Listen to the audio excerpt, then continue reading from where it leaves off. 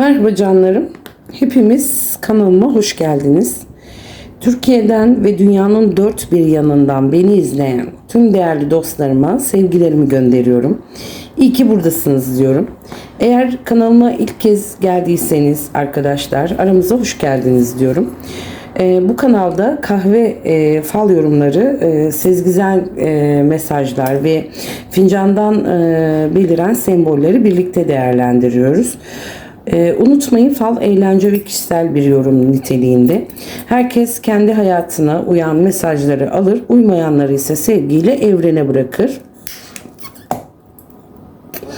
Şimdi kanalıma öncelikli olarak destek olmak için videomu beğenmeyi, abone olmayı ve benim yorumlarım için bildirim zilini açmayı unutmayın. Çünkü her gün burada bir fal bakıyorum ben arkadaşlar. Şimdi fincanımızın enerjisine birlikte odaklanalım ve bakalım bugün bize hangi mesajlar geliyor. Hepinize keyifli dinlemeler, seyirler diliyorum ve fincanımı açtım.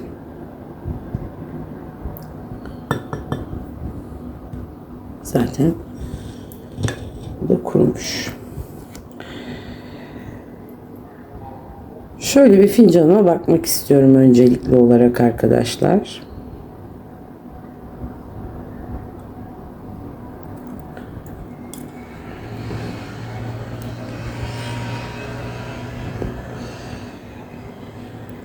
Şimdi benim burada dip kısmında bembeyaz bir deniz atı figürü görüyorum arkadaşlar. Bu gerçekten dikkat çeken bir sembol. Fal yorumlarında genellikle kısmeti, zarafeti, sabrı ve hayırlı gelişmeleri temsil eder. Şimdi bu deniz atımız dipte çıkmış. Bu konunun henüz hazırlık aşamasında olduğunu, zamanı geldiğinde sağlam bir şekilde hayatınıza geleceğini gösteriyor. Şimdi yani böyle aceleye gelmeyecek ama sonunda yüzünüzü güldürecek bir gelişme var burada. Bakın şurada bir saniye şu kalemle yapayım ben size. Bakın burada burun kısmı, kafası ve komple vücudu. Şöyle göstereyim size.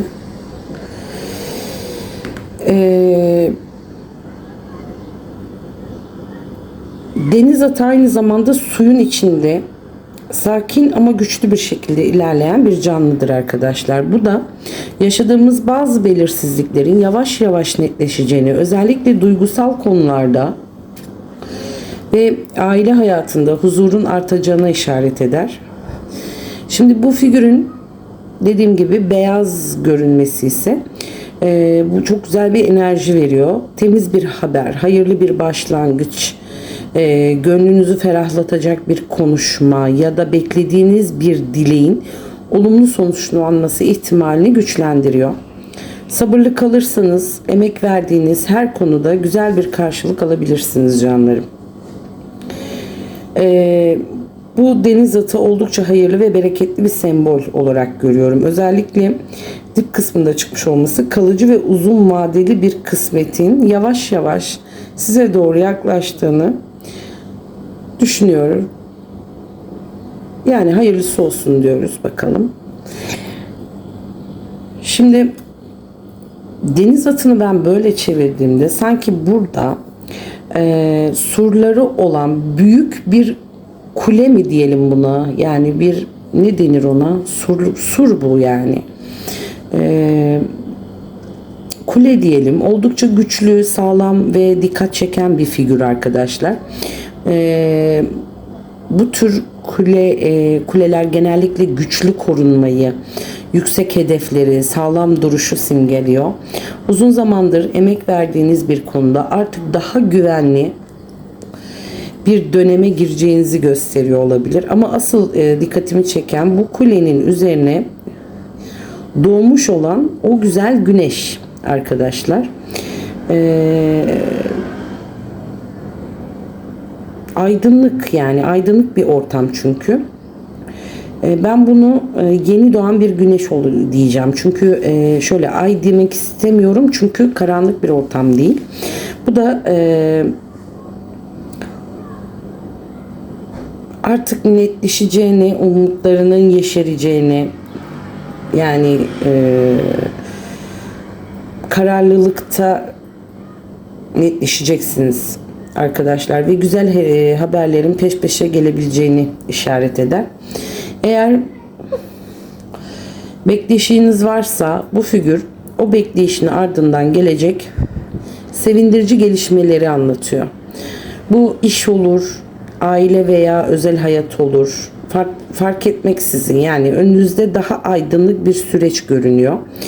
Güneş aynı zamanda başarıyı, görünür olmayı ve şansı da temsil eder. Emeklerinizin karşılığını alabileceğiniz, kendinizi daha güçlü hissedeceğiniz bir döneme giriş yapıyorsunuz diyebiliriz burada. Bu kule üzerinde doğan güneşi oldukça hayırlı buldum. Sağlam temeller üzerine kurulacak yeni başlangıçlar, korunma, güç ve ardından gelen aydınlık bir dönem habercisi gibi duruyor. Bu enerji ve en hayırlı şekilde hayatınıza yansısın diyorum ben.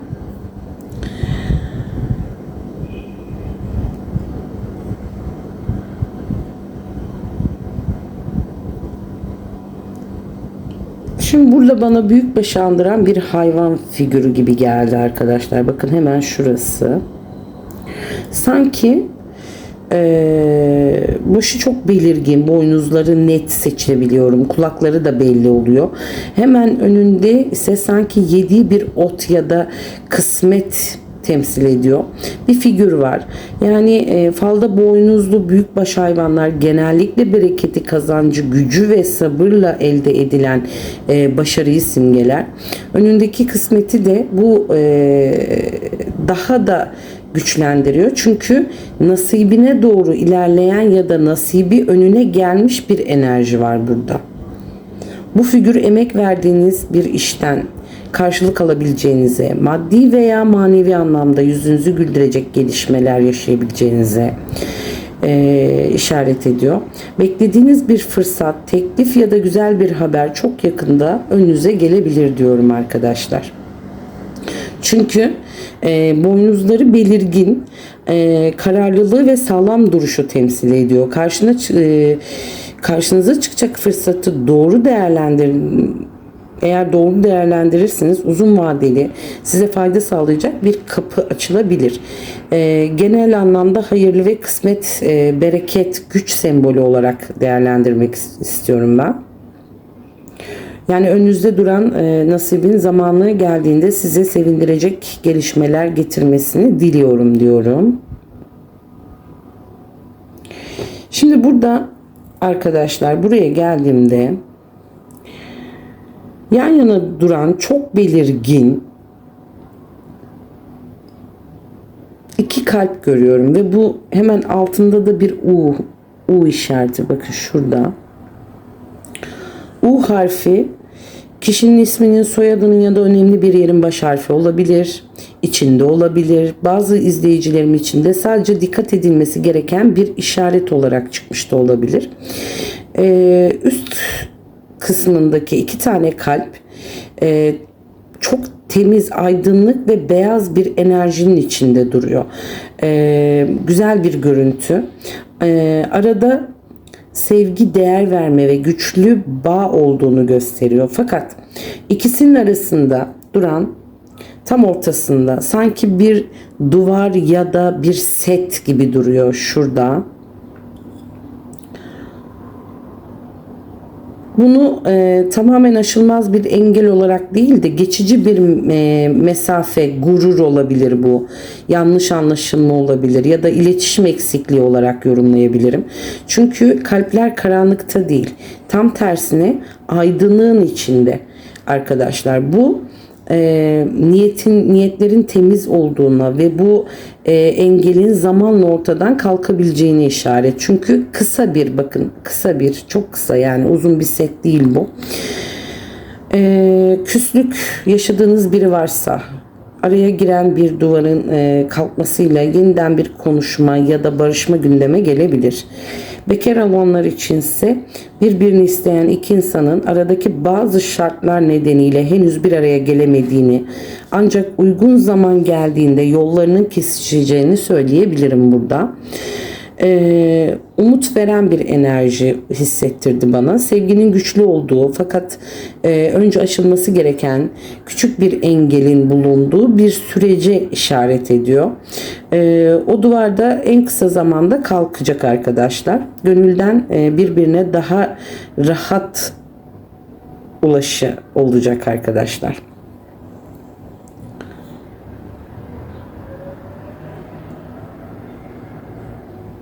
Şimdi bu kalplerin hemen altında, hemen şurada geniş kalçalara sahip oldukça belirgin bir figür var. Duruşu sanki iki kalbin bulunduğu alanda, yani ona dönük arkadaşlar. Yani iki kalbin bulunduğu alana dönük. Bu bana öyle geliyor ki bu kadın iki kalbin arasındaki o duvara doğru bir mesaj gönderiyor ya da o engeli kaldırmak için bir çaba gösteriyor. Çünkü yukarı doğru bir şey gönderiyor. Bu tarz figürler genellikle arabuluculuk yapan, iletişimi sağlayan veya bir konuda destek veren bir kişiyi simgeliyor. Bu kişi bir aile büyüğü olabilir, yakın bir arkadaş olabilir ya da iki tarafın yeniden konuşmasına vesile olacak biri olabilir arkadaşlar. İki kalbin arasındaki duvarı düşündüğümüzde bu kadın figürü bana artık bu sessizlik sona ersin diyen bir enerji hissettirdi. Beklenen bir haber, bir telefon, bir mesaj ya da yüz yüze yapılacak bir konuşma sayesinde aradaki mesafelerin azalması mümkün görünüyor. Şimdi yüzünün kalplere doğru dönük olması, yani kadının o şekilde duruyor olması niyetinin olumlu olduğuna işaret ediyor. Bana burada kırgınlığı büyüten değil, tam tersine çözüm arayan ve uzlaşmayı destekleyen bir enerji verdi arkadaşlar. Oldukça hayırlı, yani özellikle iletişim yeniden kurulması, yanlış anlaşılmaların giderilmesi ve aradaki engellerin yavaş yavaş ortadan kalkması yönünde güzel bir gelişme olarak düşünüyorum. İnşallah duvarlar kalkar ve her şey en hayırlı şekilde yerine oturur diyorum arkadaşlar.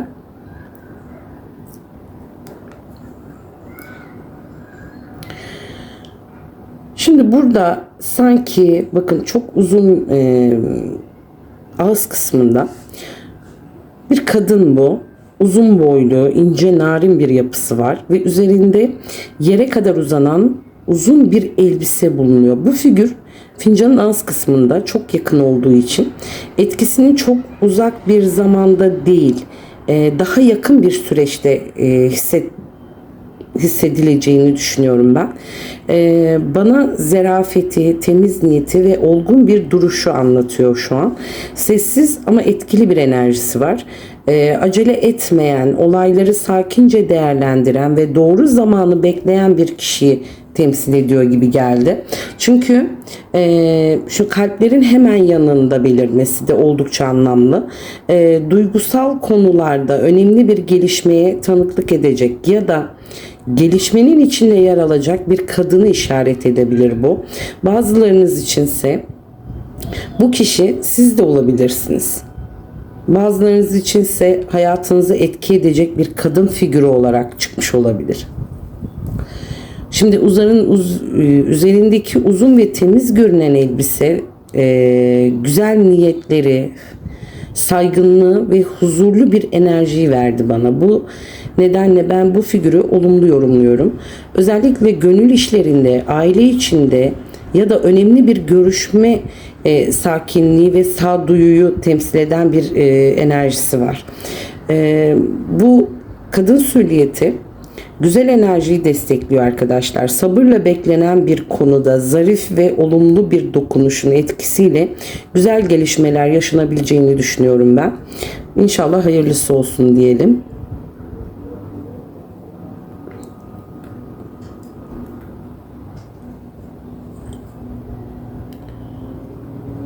Şimdi burada derin sularda yüzen bir balık figürü dikkatimi çekiyor.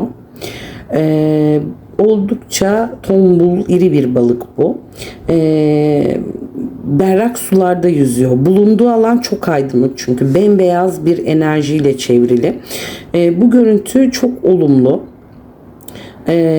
Falda balık en güçlü kısmet, bereket ve bolluk sembollerinden sayılıyor. Özellikle bu kadar büyük ve aydınlık olması önünüzde güzel fırsatların olabileceğini, beklediğiniz bir haberin ya da bir kısmetin hayırlı şekilde size ulaşabileceğini işaret ediyor.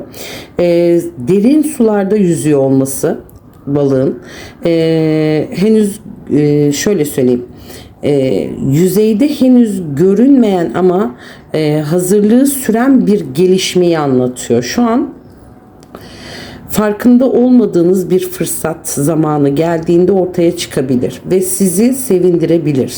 Sabırla beklediğiniz bir konu beklediğinizden daha güzel sonuçlanabilir. Balığın bulunduğu ortamın temiz ve berrak olması bu kısmetin hayırlı ve gönül rahatlığıyla karşılanacak bir enerji taşıdığını gösteriyor. Maddi konular, iş hayatı, eğitim veya özel yaşamla ilgili olumlu kapılar açabilir arkadaşlar.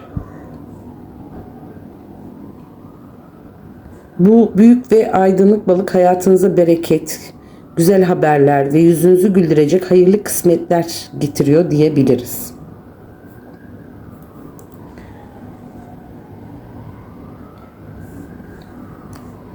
Şimdi burada su kenarında bir kayanın üzerine oturmuş bir kişi görüyorum. Sessizce oturuyor ve gözlerini önündeki o geniş aydınlık alana çevirmiş. Sanki bir şeyi bekliyor gibi düşünüyor. Bekliyor gibi düşünüyorum ya da önündeki yolu dikkatli izliyor. Bu görüntü bana sabrı, içsel değerlendirmeyi ve doğru zamanı beklediğini çağrıştırdı. Hemen bu kişinin arkasında ise çok belirgin bir S harfi çıkmış arkadaşlar. Bakın şurada. Öncelikle bunu bir harf olarak yorumlamak istiyorum. Bazı izleyicilerimiz için bir isim, soy isim, şehir ya da önemli bir yerin baş harfi olabilir. Eğer hayatınızda bu harfle bağlantılı biri ya da bir konu varsa bu figür onunla ilgili bir gelişmelere işaret ediyor olabilir. Fakat aynı şekilde farklı açıdan buna baktığımda arkadaşlar sanki bir yılanı da andırıyor bana. Ama bu şöyle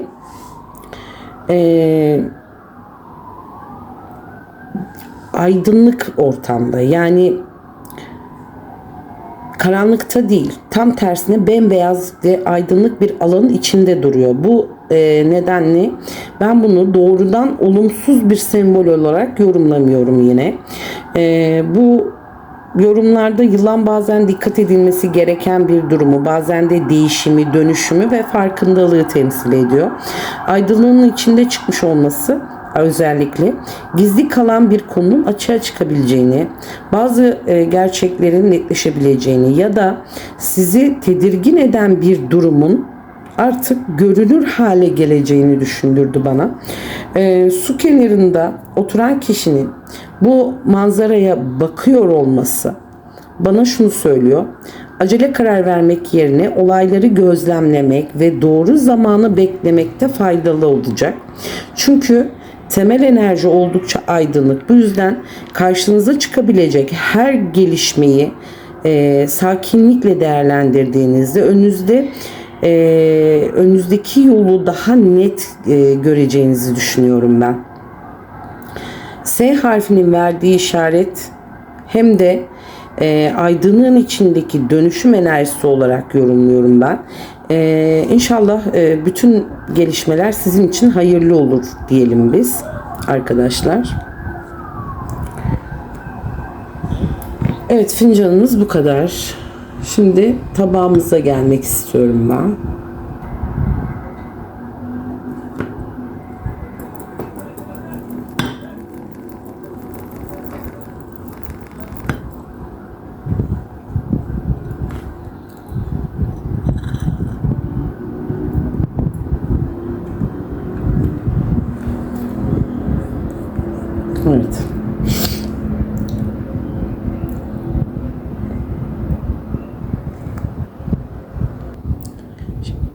Burada arkadaşlar kıvrılmış bir figür görüyorum. Bakın şöyle. Görüyor musunuz? Sanki bana bu bir ejderhayı anlattı. Bakın ağzından da çıkıyor. Alev çıkıyor sanki. Oldukça güçlü ve dikkat çekiyor benim için. Kıvrılmış durumda olması ise bu gücün henüz tamamen ortaya çıkmadığını, doğru zamanı beklediğini gösteriyor. Yani şu an hazırlık aşamasında olan fakat zamanı geldiğinde etkisini gösterecek önemli bir gelişme var gibi duruyor burada. Ağzından alev çıkması ise çok güçlü bir enerji ifade ediyor. Bu büyük bir kararlılık, sesinizi duyuracağınız bir dönem ya da uzun zamandır içinizde biriken duyguların artık açığa çıkması diyorum ben buna. Beklediğiniz bir konuda cesur bir adım atabilir veya önemli bir mücadeleden başarıyla çıkabilirsiniz. Tabii ki bu figür aynı zamanda şunu da hatırlatıyor bana. Güçlü enerjileri doğru yönetmek önemli. Öfkeyle değil, akıl ve sabırla hareket edildiğinde sembol çok hayırlı sonuçlar verebilir arkadaşlar bize.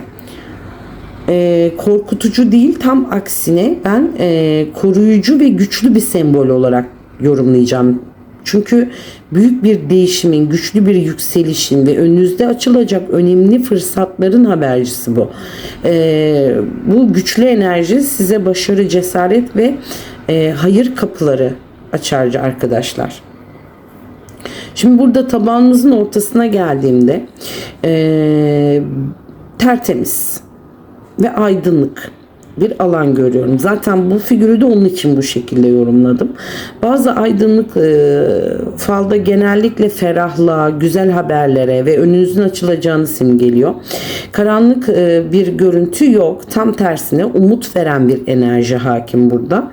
Bu aydınlığın içinde ise karşılıklı konuşan iki kişi var arkadaşlar. Bunların birini kadın, bakın sanki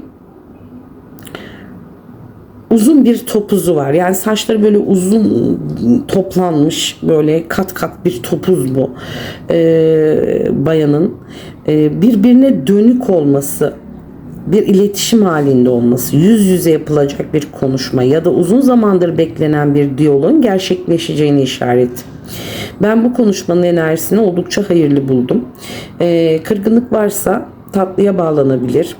Beklenen bir haber varsa olumlu sonuçlanabilir ya da yeni bir anlaşmanın temelleri atılıyor olabilir arkadaşlar. Şimdi bunun hemen altında ise burada uçurtma uçuran bir çocuk figürü görüyorum ben. Bu çok güzel bir sembol. Uçurtma özgürlüğü, sevinci, umutları ve yükselen dilekleri temsil ediyor. Çocuk figürü ise masumiyet, yeni başlangıçlar ve güzel haberlerle ilişkilendiriyorum ben. Sanki sıkıntılar hafifliyor ve içinizi ben bugün çok yorulmuşum. Rahatlatacak gelişmeler peş peşe geliyor. Ben bu bölümü oldukça olumlu yorumluyorum. Hem iletişim açısından güzel bir açılım hem de umutlarınızı yeniden canlandıracak sevindirici gelişmeler görüyorum arkadaşlar. İnşallah bu aydınlık enerji hayatınızda da yansısın diyorum. Bugünlük falım bu kadar diyorum canlarım. Umarım fincanımızdan çıkan güzel semboller ve mesajlar gönlünüzü doldurmuştur. Unutmayın, fal yorumları eğlence ve kişisel yorum niteliğinde. Siz de hayatınıza uyan mesajları almayı tercih edin. Videomu beğendiyseniz beğenmeyi, kanalıma hala abone değilseniz abone olmayı ve yeni fallardan haberdar olmak istiyorsanız bildirim zilinizi açmayı unutmayın. Bu yeni gelen dinleyicilerim için söylüyorum. Eskiler zaten benimle. Türkiye'den ve yurt dışından beni izleyen tüm canlarıma ayrı ayrı teşekkür ediyorum. İyi ki varsınız. İyi ki güzel yorumlarla birlikteyiz diyorum. Çünkü farklı farklı ülkelere gidiyorum sizin yorumlarınızla. Bu fal yorumlarında bir sonraki fal yorumlarımda buluşmak dileğiyle hepinize sağlık, huzur, bereket ve bol kısmet diliyorum arkadaşlarım. Kendinize çok iyi bakın. Hoşça kalın. Sevgiyle, ışıkla kalın.